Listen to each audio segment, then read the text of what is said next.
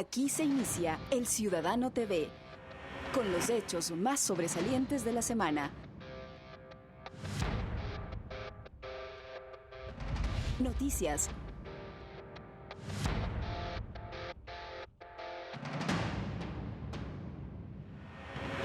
Entrevistas.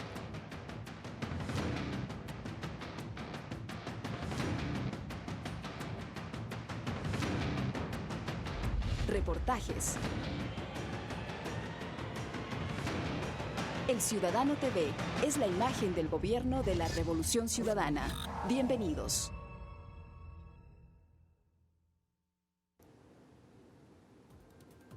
A veces se confunde la libertad de expresión con la libertad de presión, o se la reduce a la voluntad de grupos de empresarios que deciden qué noticias existen y cuáles no. Así decía en el año 2009 Eduardo Galeano, periodista y escritor uruguayo.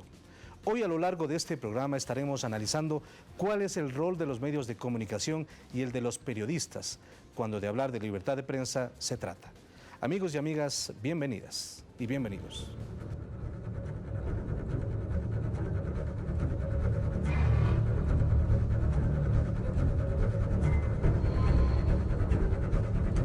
El 3 de mayo se conmemoró el Día de la Libertad de Prensa y para hablar sobre este tema invitamos a tres destacados analistas.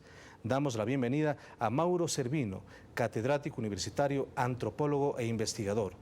También está con nosotros Orlando Pérez, periodista, director del diario público El Telégrafo, y Rommel Jurado, profesor y consultor en temas de políticas públicas, derechos humanos y comunicación. Bienvenidos a todos. Quisiera arrancar con algunas preguntas, quizás obvias pero necesarias para poner en contexto a nuestra audiencia. ¿Consideran ustedes que la producción informativa, el quehacer noticioso, la agenda mediática está guiada por criterios de rentabilidad? ¿Deben los medios ser empresas con fines de lucro?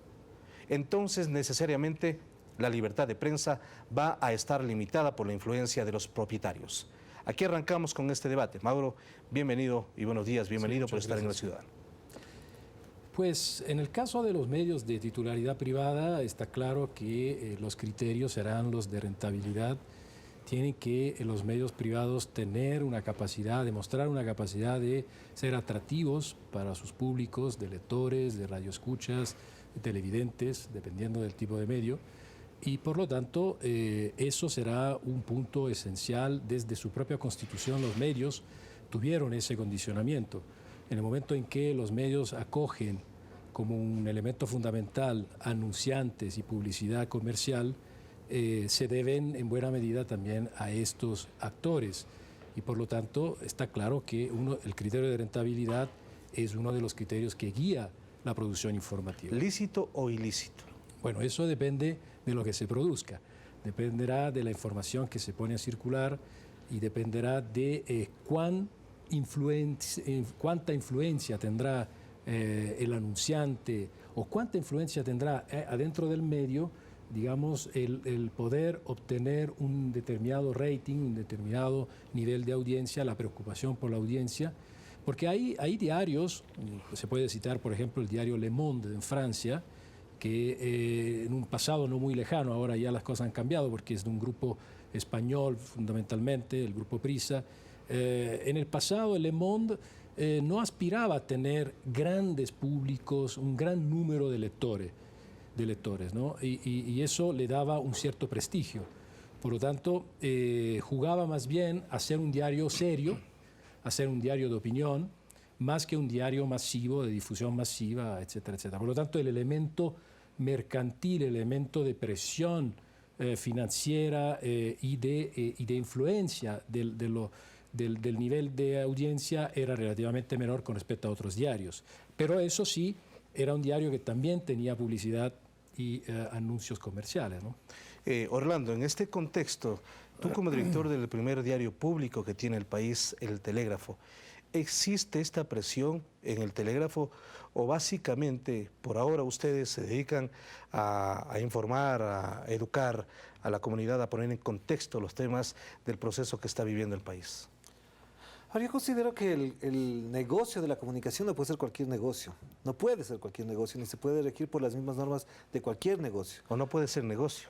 Y podría ser negocio con unas limitaciones y con una normatividad que le garantice a los usuarios y a los beneficiarios de la comunicación unas condiciones y unos contenidos que le permitan desenvolver su vida, digamos, dentro de ciertas mejoras, condiciones adecuadas para su desarrollo personal, individual, colectivo y además incluso para la sociedad en su conjunto. Por lo tanto, ese es un primer argumento fundamental. La comunicación no puede ser cualquier negocio y si es negocio, como tal, debe tener unas especificaciones y unas normativas que le garanticen unos límites también incluso a la ciudadanía para poder criticar. Lo segundo es que la comunicación se ha abierto tanto, se ha expandido tanto y se ha amplificado tanto que determinados medios de comunicación están compitiendo ya con otras formas de comunicación.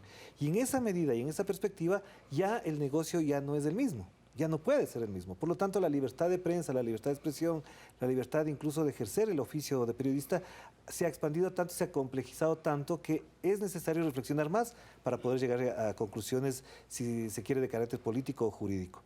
Y un tercer elemento que me parece muy importante es los mismos periodistas ya no somos los mismos y ya no podemos ser los mismos. ¿Por qué? Porque ya no competimos solamente con la primicia, con la fuente, con el otro medio, ya competimos, voy a decirlo de manera un poco eufemística, con la realidad. Y en esa realidad está muy comunicada, está muy entrelazada a nivel de la comunicación y de varias maneras de comunicar. Por lo tanto, los periodistas también tenemos ahí un rol predominante que es de mayor rigurosidad, de un mejor ejercicio profesional, de una mayor ética. ¿Por qué? Porque ha pasado cosas. Hay periodistas que se han inventado entrevistas, como ha pasado en este país. Hay gente que ha puesto un Twitter diciendo una barbaridad y eso genera una explosión mediática impresionante. Ahora, en esto, Orlando, diríamos que el telégrafo tiene una ventaja en estos momentos. Es decir, los medios privados necesariamente necesitan y requieren de fondos para su subsistencia, porque es una empresa, es un negocio. El telégrafo, al ser un medio público con fondos del Estado ecuatoriano, puede reubicar sus opciones informativas a otro nivel. Claro, viendo que en ese panorama la comunicación, yo creo que la comunicación pública tiene que ser financiada por el Estado, no por el gobierno en particular, sino por la sociedad en su conjunto, para que incluso limite determinadas acciones que puede desarrollar, sensacionalismo, amarillismo, etcétera, etcétera. Por lo mismo, creo que con mayor rigurosidad, con mayor profesionalismo, los medios de comunicación públicos, al recibir una fuente de ingresos que viene de la sociedad y del Estado, tienen mucho más responsabilidad y mucho más contenido, digamos, ético a la hora de producir sus contenidos. Rommel, volviendo al primer tema, la primera inquietud, ¿están guiados los contenidos informativos, la agenda de los medios de comunicación a la rentabilidad, a las exigencias económicas en los medios de comunicación, u otro es el panorama de los medios y de los periodistas? Bien, muchas gracias por la invitación. Yo creo que hay que hacer cierta pedagogía respecto de este tema. No todos los medios de comunicación son iguales, pero todos los medios de comunicación tienen responsabilidades sociales comunes. Me voy a explicar. Un medio público es un medio que puede obtener su financiamiento de diversas fuentes, el presupuesto del Estado, la pauta de publicidad oficial o incluso pauta privada, y tiene la vocación de democratizar la comunicación. Un medio público es el espacio de todos, es público, es para todos, es de todos. Un medio comunitario responde a los intereses de una comunidad organizada y trata de difundir las ideas de esta comunidad. Y un medio privado difunde las ideas de quién representa, de quién lo constituye y tiene el objetivo final de lucrar, de ganar dinero. Las finalidades son distintas, las formas de financiamiento son distintas. Pero en todo caso, cuando se trata de producir información de relevancia pública, los tres tipos de medios tienen que producir información pública de calidad.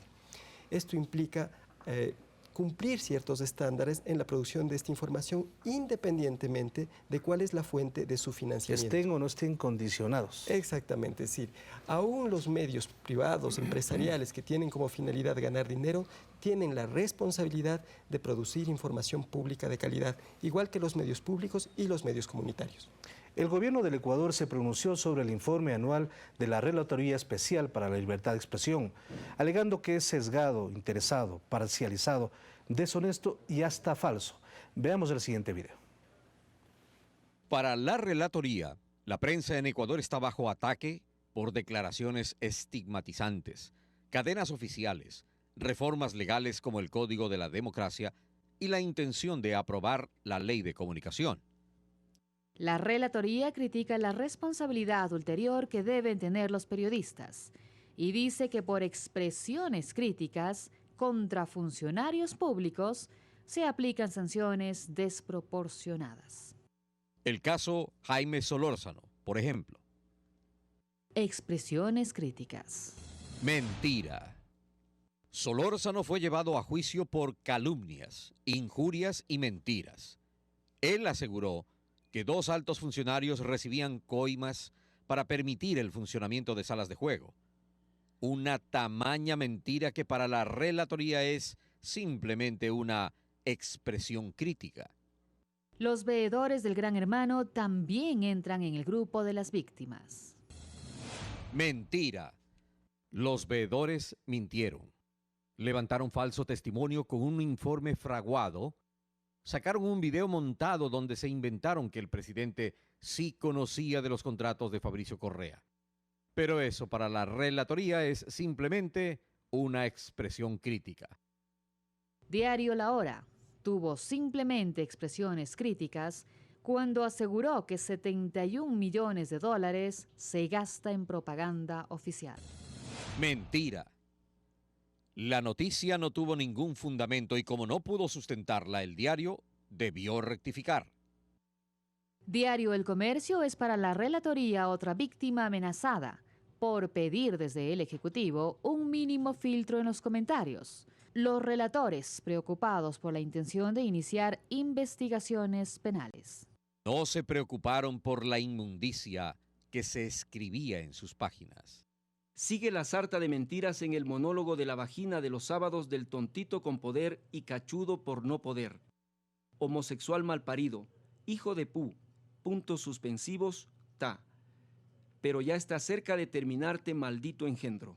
Y esto es simplemente expresiones críticas. La relatoría también está preocupada por declaraciones estigmatizantes en el segmento La libertad de expresión ya es de todos. Prensa corrupta, sicarios de tinta, ni para madurar aguacates, etc.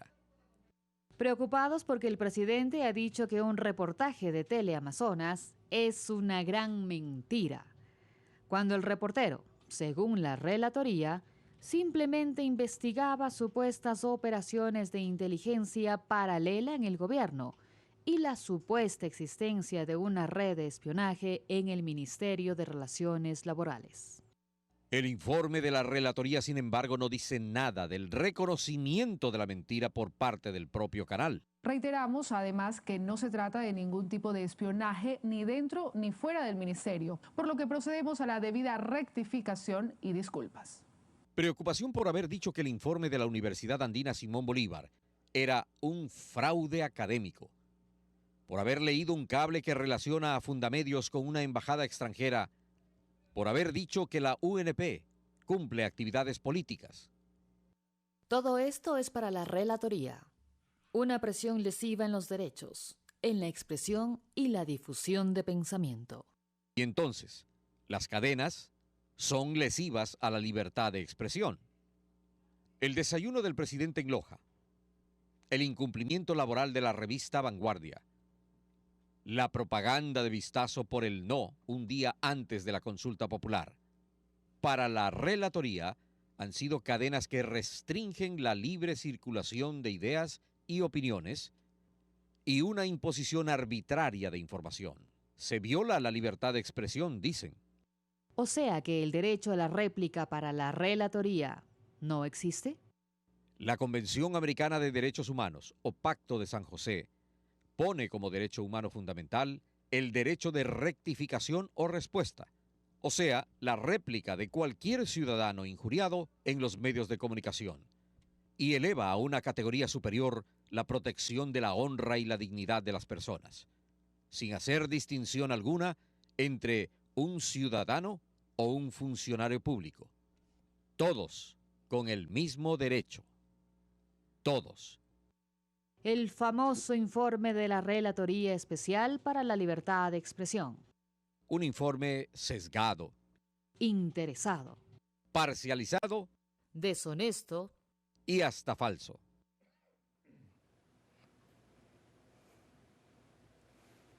Hemos presentado, Mauro, un video en donde se ha respondido a cada una de las argumentaciones que el informe de la Relatoría Especial presentó en contra del gobierno del Ecuador. ¿Cuál es tu criterio? Bueno, son varios, ¿no? El primero es que vale la pena insistir sobre esta importantísima diferencia que hay entre libertad de expresión y libertad de prensa. Hay que decirle que lo que se festejó el día viernes 3 de mayo es la libertad de prensa, el derecho o el ejercicio de la libertad de prensa, no de la libertad de expresión. Hay algunos países que instituyeron un día también para la libertad de expresión, pero no ha sido el caso de UNESCO, que bien haría en quizá instituir un día de conmemoración, de celebración de la libertad de expresión.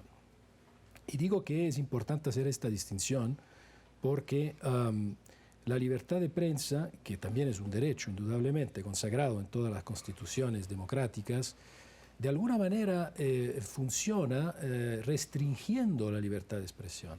Es un derecho particular, mientras que el derecho de la libertad de expresión es un derecho universal.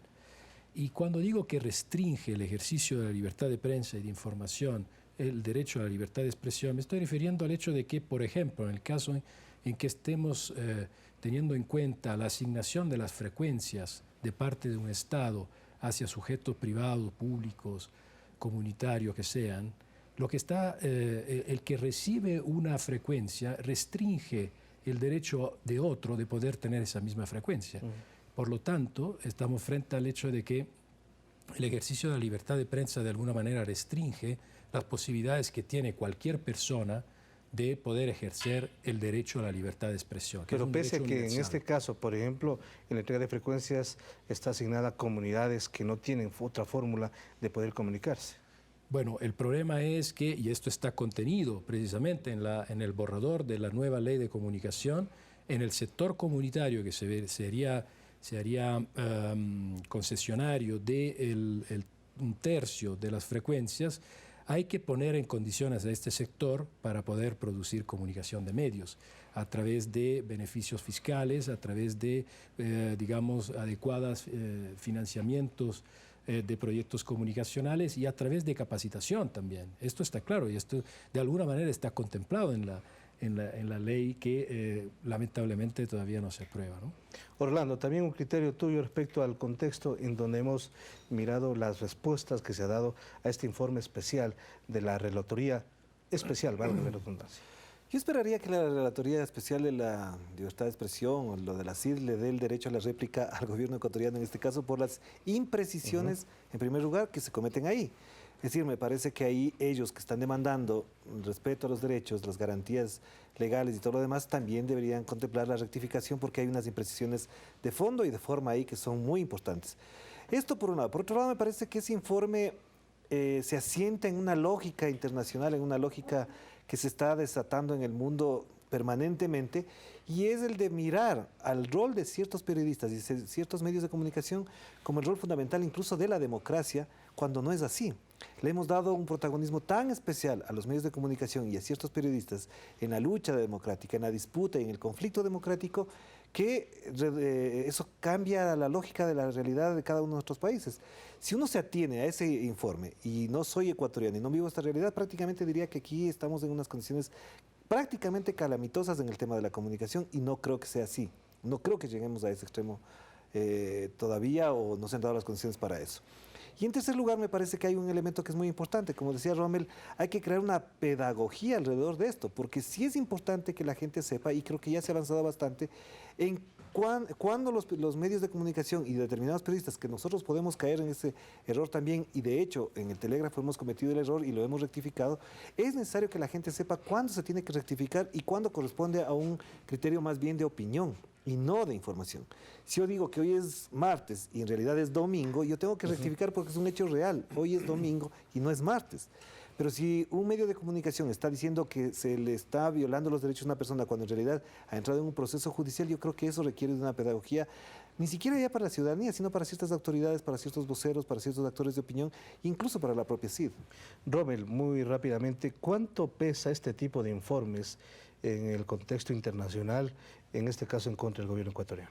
A ver, yo creo primero que el informe efectivamente es parcial, mira solamente un pequeño segmento de la realidad y además lo hace con las graves inconsistencias que aquí se han señalado y con otras inconsistencias que estoy también documentando por razones de mi investigación que me gustaría mencionar. ¿Por qué digo que es un informe parcial? En primer lugar, porque los problemas estructurales de la comunicación, concentración de medios de comunicación en pocas manos, vinculación de esos medios con poderes políticos o económicos o financieros o empresariales, precarización laboral de los comunicadores sociales, de los trabajadores de la comunicación, baja calidad de la información producida por los medios de comunicación privados, censura y autocensura en los medios de comunicación privados. Toda esta realidad está invisibilizada y se mira solamente un pequeño segmento de la realidad en que supuestamente agentes del Estado o autoridades públicas tendrían tensiones con comunicadores de estos medios. Entonces, aquí hay una clara segmentación que desde mi perspectiva no es inocente al mirar solo un pequeño segmento de la realidad y olvidar los problemas estructurales. Y en relación a las inconsistencias, mire, la relatoría señala que tiene preocupación por el informe de la Ley de Comunicación que ha citado Mauro, pero la única observación que ha presentado es de diciembre de 2009, cuando tenemos después de esa fecha informe de primer debate, informe de segundo debate, informe complementario, consulta popular y un texto de articulado final que está próximo a ser votado. Y nada dice al respecto, a pesar de que el presidente Cordero, por ejemplo, el presidente de la Asamblea, públicamente instó a los organismos nacionales e internacionales a realizar críticas y aportes. Entonces, esto de citar un viejo documento y señalar preocupaciones sobre él en este año, 3 años después, no me parece que sea consistente. Algo parecido sucede con respecto al Código Penal. La relatoría cita un artículo de uno de los 43 proyectos de ley que se están discutiendo en la Asamblea, pero este insumo citado no se corresponde con la última versión oficial que ha sido discutida y aprobada en la Asamblea, que es el informe para primer debate. Y digo que no se corresponde porque en esta versión de primer debate no consta ningún tipo penal de injurias a funcionarios públicos. Es más, los 15 artículos que actualmente tratan el tema de injurias en el Código Penal actual han sido sustituidos por un solo artículo. Pero la relatoría se permite hacer observaciones a un insumo de 43 presentado además en el año 2011. Estas inconsistencias, esta descontextualización de la información le restan credibilidad al informe y afectan efectivamente la imagen del Estado ecuatoriano en la comunidad internacional. La libertad de prensa fue un patrimonio de pocos grupos económicos que poseían periódicos, frecuencias de radio y televisión. En el 2007 existían 1.178 medios privados, 86 medios públicos y ninguno comunitario. Es tiempo de hacer una pausa. Al volver les contaremos cómo ha cambiado esta realidad. Ya regresamos.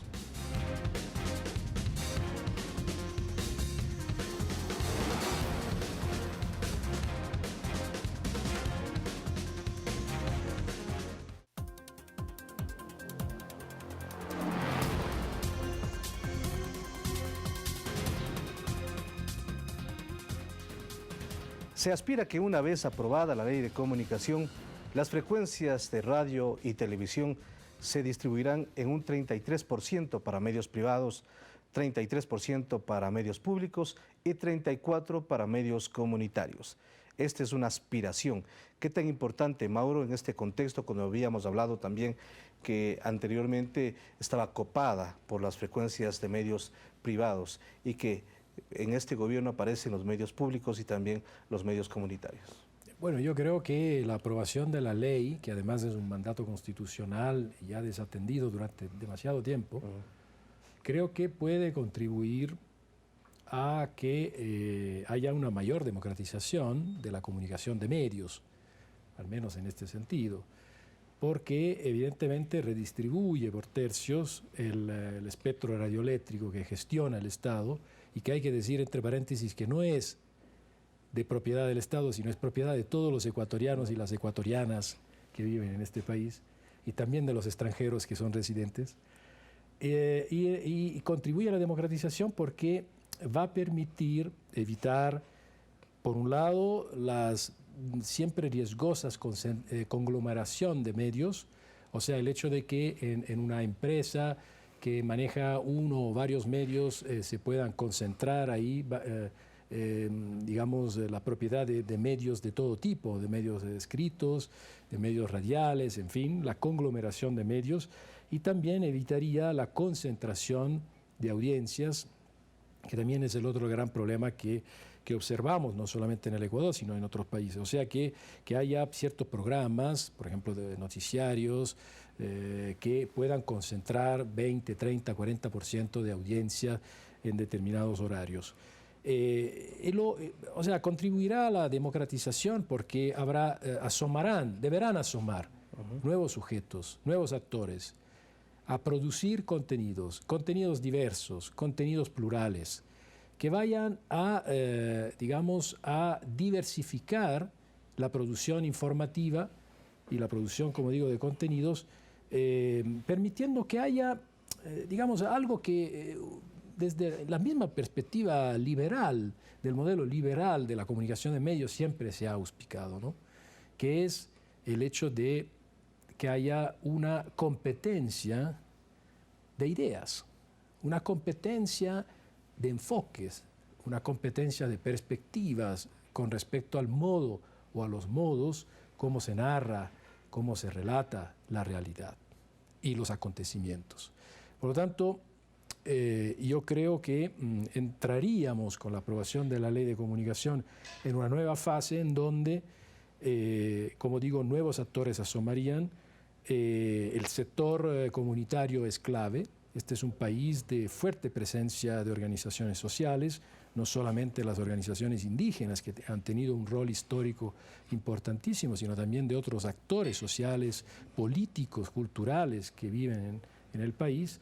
Y bueno, estos tendrán la posibilidad de obtener una frecuencia, de poder hacer un proyecto de comunicación de medios y podrán contribuir, por lo tanto, a una democracia más sólida, menos formal, más, diríamos, más concreta, más realista, ¿no?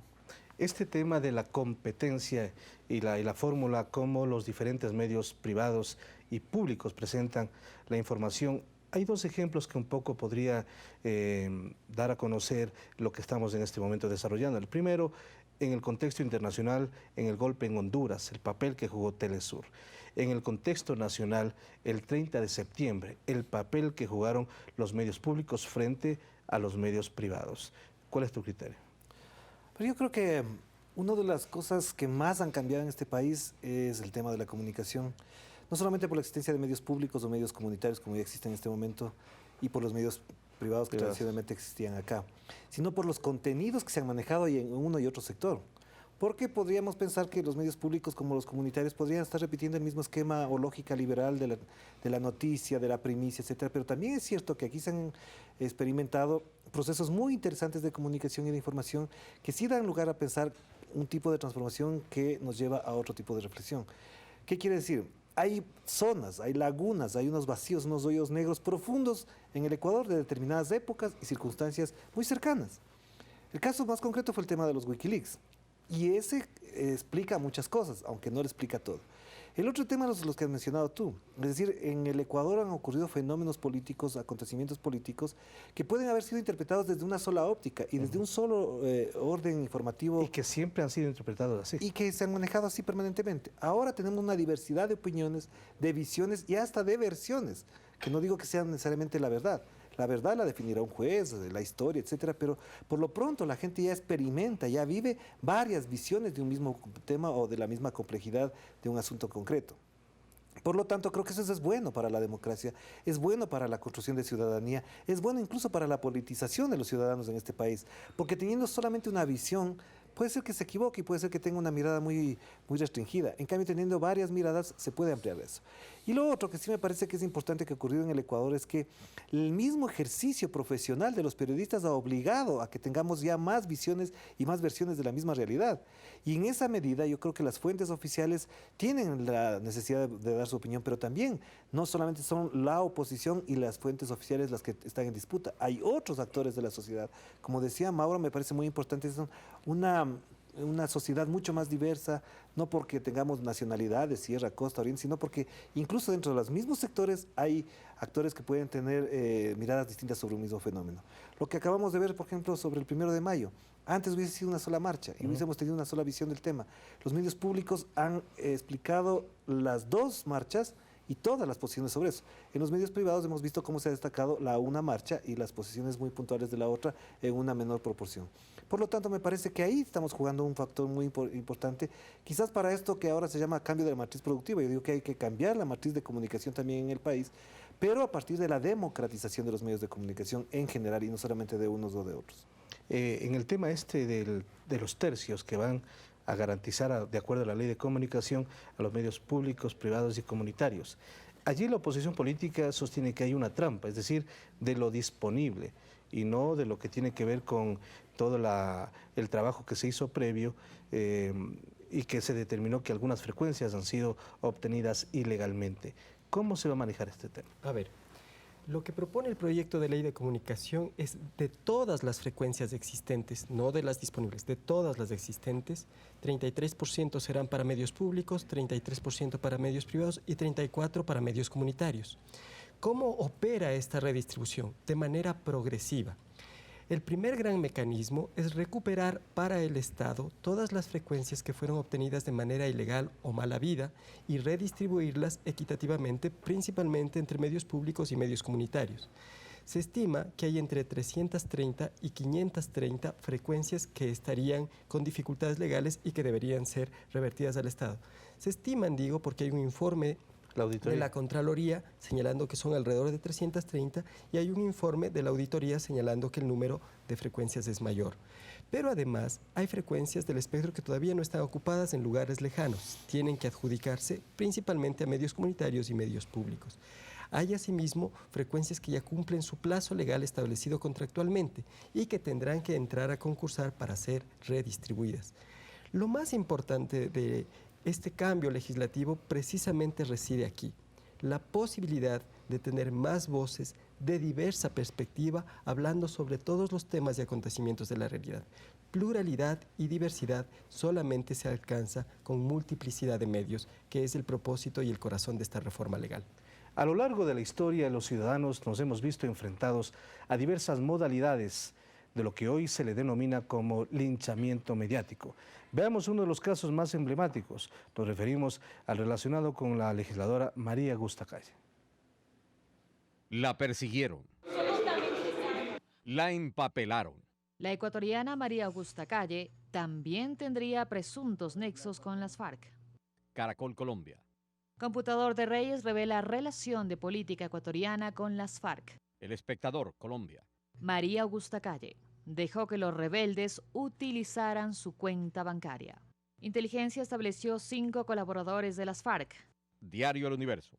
Según un documento calificado como secreto por la DIPOL, esos colaboradores en el Ecuador son María Augusta Calle.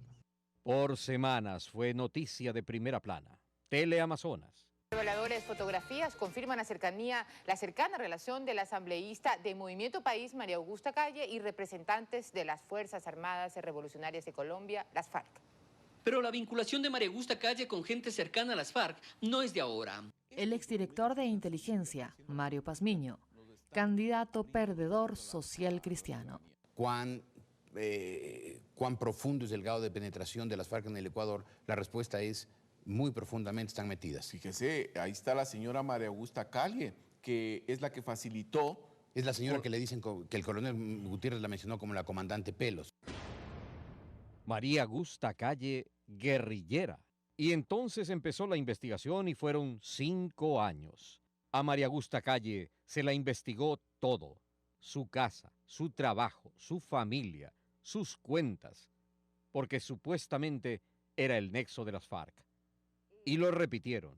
María Augusta Calle habría prestado su cuenta bancaria a las FARC. Lo replicó el noticiero 24 Horas de Colombia y lo aseguraba más de una vez el Miami Herald.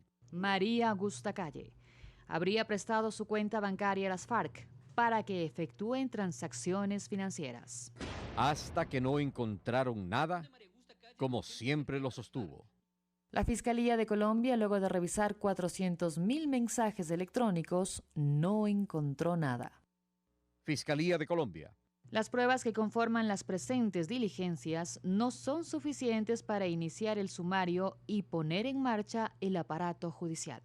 Se resuelve entonces. Proferir resolución inhibitoria, es decir, la inocencia. Fiscalía General de la Nación, Bogotá, Colombia. 14 de marzo 2013. No hay pruebas. La legisladora María Augusta Calle, acusada injustamente por la prensa mercantilista y la oposición. María Augusta Calle lideró la salida de la base norteamericana de Manta. ¿Será por eso que es perseguida? Son 5 años en que los sets de televisión, las cabinas de radio o las redacciones de los grandes medios de comunicación ecuatoriano reemplazaron a las instancias judiciales donde se me estaba investigando, configurándose así lo que se conoce como un linchamiento mediático.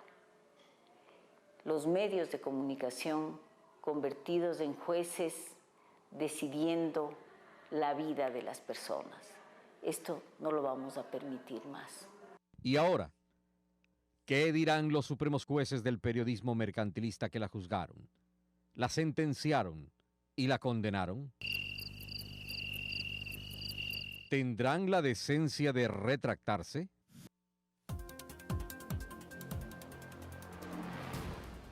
El linchamiento mediático, Mauro, justamente como un ejemplo emblemático ya, el que ha sucedido con María Augusta Calle, la asambleísta acusada de todo tipo, de terrorista, por decir lo mínimo, por diversos medios nacionales e internacionales. ¿Cómo tratar este tema? Sí, evidentemente es un problema que hemos observado a lo largo de los años, aquellos que hacemos observación de medios, y es algo que tiene que ver con una atribución de funciones de parte de la prensa, de parte de los medios, que tiene que ver con una, digamos, con una pretendida modalidad justicialista de proceder y de producir información. O sea, los medios de comunicación en muchas ocasiones se convierten en jueces, como bien dice María Augusta Calle, en jueces y es más, hemos visto como muchísimas veces los propios fiscales, los propios jueces, tribunales, etcétera, empiezan ciertos procedimientos judiciales a partir de lo que se produce, de lo que se publica en medios de comunicación. Y eso es un problema, evidentemente, que habría que resolver. Por lo tanto, me parece que ahí hay una extralimitación gravísima de parte de los medios en sancionar a la manera de un tribunal a determinadas personas o determinados acontecimientos que se van dando. Y este es un problema porque, claro, es muy difícil después, cuando se producen este tipo de cosas, cuando se produce este justicialismo mediático, linchamiento, es muy difícil poder dar marcha atrás. Y cualquier rectificación será insuficiente. Queda corta con respecto a lo que se ha ido produciendo. Yo creo que el problema ahí reside además en una confusión, un problema en una línea muy tenue, ¿no?, que divide el periodismo investigativo de la denuncia, del denuncismo que muchas veces también observamos. O sea, una cosa es hacer investigación, que creo que además no debería ser un simple género, sino investigación como lo que sostiene cualquier producción noticiosa. Y la otra cosa es ir a buscar algún contenido que pueda permitir hacer denuncias. Y la denuncia siempre, de todas maneras, tiene un valor político, tiene algo que relacionar a un conflicto, a alguna tensión que se establece en el escenario político, ¿no? Y por lo tanto puede ser usado y manipulado de modo interesado de parte de los medios. Orlando, también tu criterio respecto a esto del linchamiento mediático, a este caso en particular. Estando completamente de acuerdo con lo que dice Mauro, yo añadiría algo que para mí sí es fundamental. Ese linchamiento mediático ocurre siempre y cuando detrás de eso hay un actor político muy interesado en eso. Los últimos linchamientos mediáticos que hemos comprobado en el país tienen nombre y apellido, oculto detrás de muchos medios. Y son grupos interesados, que en el caso de María Augusta se identifican claramente, para desconocer a una autoridad política desde una estigmatización criminal o penal.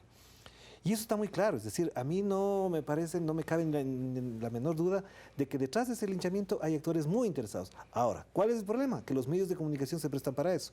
Y algunos periodistas son usados para eso. ¿Cuál es el rol que debemos cumplir entonces? Es que si hay unas denuncias, si hay unos documentos, unas filtraciones de prensa, como ha ocurrido en muchos casos en el mundo, en la historia del periodismo ecuatoriano, del periodismo mundial, que esos documentos tienen que ser contrastados, tienen que ser verificados, no pueden convertirse en sentencias para acabar con la vida de unas personas o de otras. Me parece que en el Ecuador, en esta última etapa sobre todo, han ocurrido esos linchamientos por el puro interés político de ciertos sectores, de ex policías, de ex militares, de fuerzas de inteligencia de foráneas, que lo que buscan es denigrar al gobierno en primer lugar, a través de personas que han estado vinculadas directo o indirectamente al gobierno o son partícipes de la política del gobierno. Eso es súper claro. Ahora, periodísticamente, ¿cómo podemos procesar eso? Yo creo que ahí viene lo que decía Mauro, es decir, el periodismo de investigación no puede ser un denuncismo barato. No puede ser la simple filtración de documentos porque nos convertimos en mensajeros perversos de intereses políticos muy procaces. Rommel, también sobre este tema, el linchamiento mediático que hemos presentado en este caso. Mire, yo hablaba al principio de la responsabilidad social de los medios y de los comunicadores al producir noticias e información de relevancia pública. La verificación, la contrastación, la pluralidad de fuentes, la precisión en los datos impediría que se realicen actos de linchamiento mediático. Cuando se producen es porque se ha fallado en el cumplimiento de estos buenos estándares de la producción periodística, primera cosa. Segunda cosa, el linchamiento mediático es, como ya se ha dicho aquí, una extra atribución que se toman los medios de comunicación y los periodistas que se erigen a sí mismos en jueces de otros ciudadanos o funcionarios públicos o ciudadanos comunes y corrientes. Creo que cada vez es menos posible esto, porque ya los ciudadanos interpelan a los periodistas en este rol de juzgadores mediáticos. Ya no les queda bien hacerlo, y menos hacerlo si no tienen pruebas para demostrar sus afirmaciones. Sigue produciéndose, pero creo que hay una tendencia a un mayor control al respecto. Y finalmente, esto que ha sido subrayado también, no hay linchamiento mediático que sea posible sin un actor políticamente interesado que lo promueva.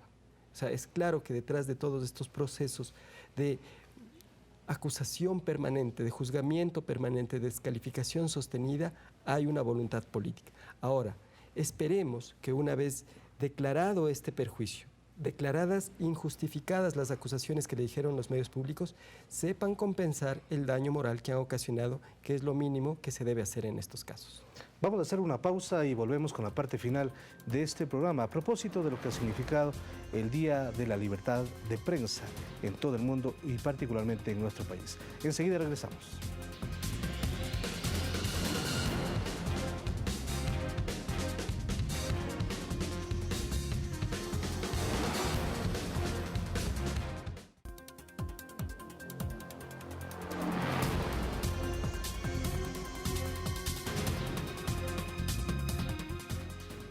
En un hecho inédito, en septiembre del año 2012, el argentino Germán Schiller rechazó el premio a la libertad de expresión que otorga la editorial Perfil, tras conocer que el mismo galardón sería entregado también al director de Fundamedios, César Ricaurte.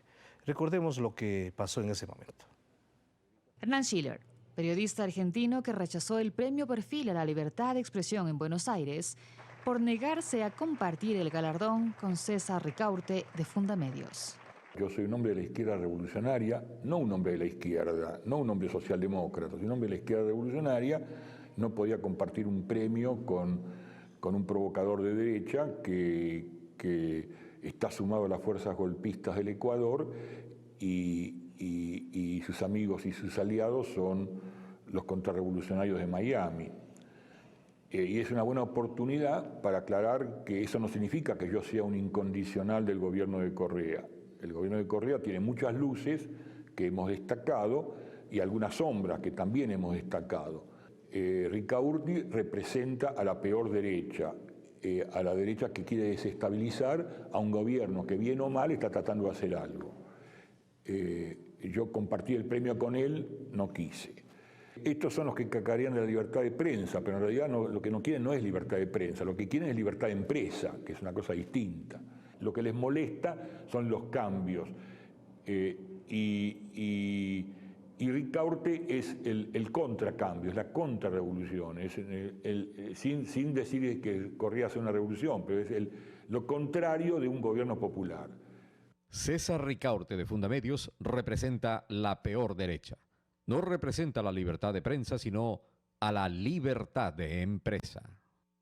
Hernán Schiller, periodista argentino de larga trayectoria. El oficio del periodismo dignificado. Este también, Mauro, es un claro ejemplo de la dignidad periodística, es decir, todo el mundo como periodista quisiera tener un premio internacional, pero en este contexto Schiller lo rechazó por no querer compartir con una persona que considera no está a la altura del oficio periodístico, por decirlo menos. Bueno, habría que referirse también a quién era la editorial que iba a entregar el premio. Es una editorial que tiene muchas sombras y no sé cuántas, poquísimas luces probablemente. La editorial Perfil, sí. Tiene algunas revistas en donde se descalifica permanentemente la acción de Cristina de un modo muy estéticamente muy sensacionalista. Y por otra parte hay que decir que efectivamente el hecho de que Schiller haya rechazado este premio, hay que decir a los televidentes que Schiller fue alguien que utilizó la libertad de expresión y de información en plena dictadura. Era uno de los pocos que hablaba y que decía cosas corriendo todos los riesgos que se dan en la dictadura argentina, ¿no es cierto? Entonces, me parece a mí que ha sido un gesto interesante de parte de él, de rechazar un premio que venía de donde venía y que iba a ser compartido evidentemente con alguien que efectivamente es una persona que se ha dedicado de hacer de la libertad de prensa y de una fundación que en un primer momento debía ser algo que iba a observar los medios de comunicación para establecer una plataforma crítica, y con crítica me refiero no criticona, sino crítica quiere decir que pudiéramos observar a los medios de comunicación y mostrarles ciertas inconsistencias o ciertas irresponsabilidades para mejorar la información, convirtió una fundación, Fundamedios, de esto a otra cosa, a algo que evidentemente tiene que ver principalmente con una defensa a ultranza, siempre y de todos modos, de la corporación mediática, o sea, el conjunto de medios privados como tales. Entonces, yo diría que fue un gesto muy interesante de parte del periodista argentino de no ir al recibimiento de este premio. Orlando, refiriéndonos a este mismo tema, esto es un ejemplo de cómo las ONGs, los medios de comunicación internacional, representan justamente los intereses de empresa y cómo hay una reacción de este tipo que dignifica también el trabajo periodístico.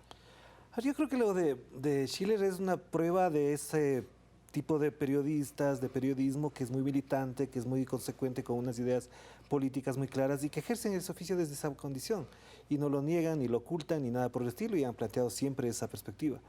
Lo de César Ricaurte, que es lamentable, que ya es penoso, en cambio no sé si es incluso hasta financiado, movido por los hilos de las empresas. Creo que es una coincidencia política, ideológica de él, que le sirve para sustentarse incluso su vida particular, porque si no, no ejercería el oficio en ningún medio de comunicación, sino que a través de su fundación puede recibir fondos de la propia relatoría, por ejemplo, de la libertad de expresión, recibe fondos, recibe de entidades internacionales y también, por ejemplo, del Banco del Pichincha. Entonces, eso queda muy claro. No es solamente una coincidencia ideológica y política, sino que también es una necesidad económica para desarrollar sus propias tesis políticas ahí. Por lo tanto, el rechazo de Schiller es muy simbólico y es muy importante que haya ocurrido en un momento muy particular, cuando la cresta de la ola en los medios de comunicación era a favor de Fundamedios como la gran organización que defendía a los periodistas y a los medios de comunicación y la libertad de prensa y la de expresión en general. Ahí quedó, digamos, marcada la pauta de lo que vino a continuación, que es un declive espantoso, porque se revela prácticamente en lo que ha hecho y ha dicho César Ricaurte su coincidencia ideológica y política y el financiamiento que recibe de determinadas entidades, Banco del Pichincha, la CID y fundaciones que sabemos perfectamente de dónde salen. Entonces, mirando así, yo creo que también hay otro elemento que hay que analizar y que ojalá Rommel, Mauro, ustedes mismos puedan, es cuál es el rol de nosotros los periodistas como personas particulares en el ejercicio profesional en un espacio democrático donde hay posturas y posiciones que se tienen que defender. Nosotros hemos dicho en el diario Telégrafo que no hacemos política, pero sí tenemos una política muy clara, muy definida en defensa de los derechos humanos, en defensa de las libertades, en defensa de la democracia, en defensa de la Constitución, por ejemplo. Y esa política tiene que expresarse en los medios, en las notas y en los reportajes y en las entrevistas a favor de políticas públicas, del mejoramiento del desarrollo social. Y ahí los periodistas tienen muy claro el rol que tienen que cumplir. No pueden someterse a un poder X, ni tampoco pueden obedecer a postulados que no estén acorde con la Constitución y la defensa de los derechos humanos en general. Por lo tanto, si hay que hacer política, tiene que ser una política desde esas perspectivas y esos conceptos. Rommel, sobre este tema también. Mira, en los años 80 se publicó un informe llamado el Informe McBride sobre los graves problemas de la comunicación en el mundo. Y esta comisión a la que pertenecieron personas de todas las ideologías, de todos los lugares del mundo, intelectuales destacados, dijeron: nosotros nos hemos podido poner de acuerdo en que el orden de la comunicación y la información, la gestión de los medios y de la información son inaceptables porque son antidemocráticos y vulneran los derechos humanos de las personas. Por lo tanto, un cambio es necesario, es absolutamente necesario. Y como lo dijo bien el periodista Schiller, Ricaurte me parece que representa la preservación, el no cambio, la no evolución, el no progreso. Y periodistas como Schiller y otros periodistas en América Latina representan una alternativa progresista y democratizadora a los derechos de la comunicación.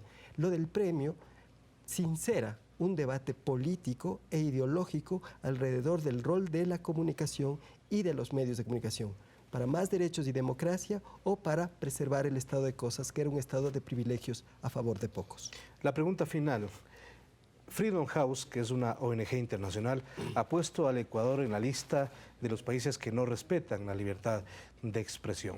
¿Cuál es el criterio de Mauro Servino? Mira, ahí el problema es que hay una arremetida internacional que se debe también a debilidades propias del país respecto del concierto internacional, en la capacidad de producir fuentes que puedan contrastar estas otras fuentes de las que siempre y de todos modos se alimentan las organizaciones internacionales, estas ONGs internacionales, etc. Lo que quiero decir es que hay un problema de fuentes. Si porque ellos no tienen aquí personas que hacen investigaciones durante largos meses, sino que evidentemente tienen sus propios contactos. Informantes también. Informantes, fuentes, y por lo tanto lo que hay que hacer es tener una estrategia para contrastar estas fuentes con otras, porque lo que ellos producen, esta ONG, pero también las otras organizaciones internacionales o también los grandes diarios. Pienso, por ejemplo, al País. El País de España tiene sus propios contactos, sus propias fuentes y no consulta a otras. Bueno, lo que hay que hacer es una estrategia para hacer que también estas otras fuentes sean contempladas por estas organizaciones, por estos grandes diarios, por las agencias internacionales de información, para tratar de contrastar una información que es sesgada porque está producida solo a partir de la utilización de fuentes que son absolutamente de oposición. Orlando. A ver, ese informe no sorprende a nadie. Yo no creo que a nadie le debería sorprender que Freedom House salga con un informe de esa naturaleza. Lo que me sorprende es que un vocero del Departamento de Estado, me parece, de los Estados Unidos, lo que pide es que se preserve la vida de 3 periodistas, Martín Pallares, Janet Nostroza y Miguel Rivadeneira, lo cual a mí sí me sorprende que un funcionario de ese nivel del gobierno de los Estados Unidos plantee ese tipo de demandas al Ecuador. Primero, que está violando la soberanía ecuatoriana. El señor Capriles reclamaba el otro día que el presidente ecuatoriano se mete en la política ecuatoriana, pero cuando John Kerry habla de los problemas en Venezuela no manda un Twitter, no dice absolutamente nada. Y en el caso concreto, me parece que es denigrante para el Ecuador que alguien de los Estados Unidos venga a decirnos ahora que protejamos la vida de 3 periodistas, cuando en este país no solamente que han muerto periodistas, hemos sido atacados, nos han violentado nuestros derechos humanos, han actuado de la manera que les ha dado la gana a determinados gobiernos y personas y empresas, y el gobierno de Estados Unidos nunca ha dicho absolutamente nada. Y al mismo tiempo, este mismo gobierno de los Estados Unidos que demanda esto, tiene presos a algunas personas en Guantánamo, sin proceso, sin nada. Tiene preso al señor Brady Manning y tiene toda una campaña en contra de la libertad de expresión cuando no le conviene. Por lo tanto, me parece que esto, que aparte de no sorprendernos, cada vez demuestra la estrategia que hay detrás, es decir, atacar por el lado de lo que supuestamente es válido y oportuno, que es la libertad de prensa, no se toca. Los periodistas son intocados. Y eso me parece grave y lamentable. Estados Unidos, Freedom House, Fundamedios y todo ese conjunto de actores sabemos perfectamente que están coaligados, que funcionan sintonizados, han ecualizado sus discursos de tal manera que no me sorprende que lo que diga el señor John Kerry y lo que diga el señor de Freedom House sea lo mismo que diga el señor César Ricaurte.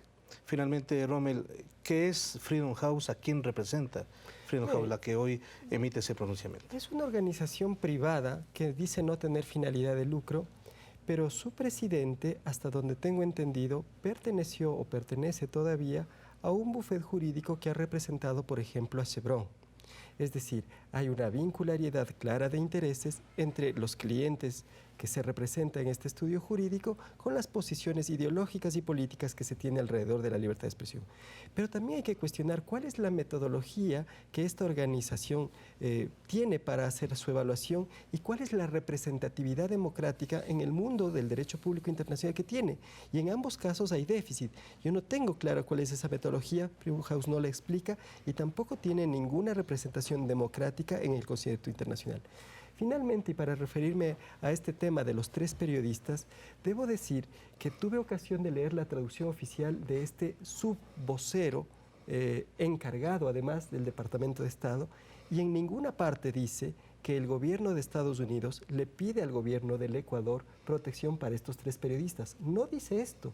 Esta es una interpretación, yo creo que una imprecisión terrible, por llamarla de alguna manera, de 2 o 3 periódicos que produjeron así la noticia. Pero en realidad el vocero jamás le pide, a nombre de Estados Unidos, al gobierno del Ecuador que proteja a estos 3 periodistas. Esa es una falsedad.